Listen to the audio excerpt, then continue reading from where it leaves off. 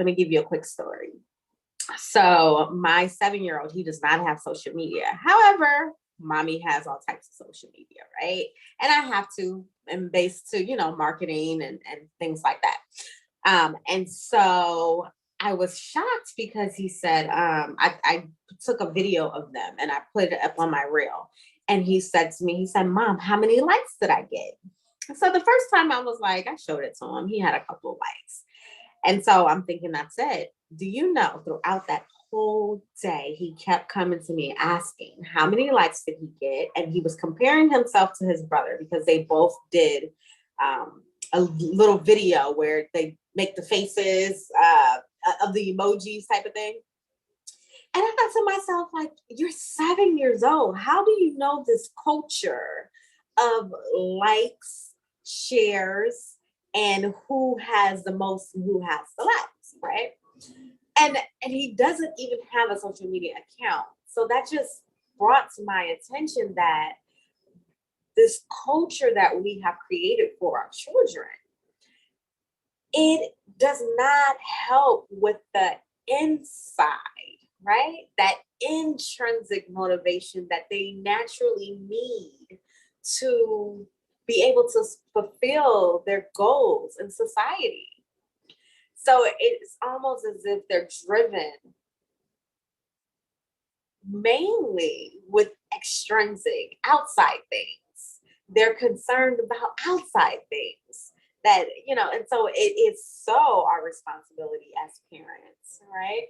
To enforce in them. It's like you have a competition with the world, social media, and, as a parent, you got to enforce these things in them to, I can't even get it out, but yes, I hope I answered your question. How do you, not in the case maybe with your son, but how would we resolve something like that seems to be so ingrained in the culture that many of us are growing up in today?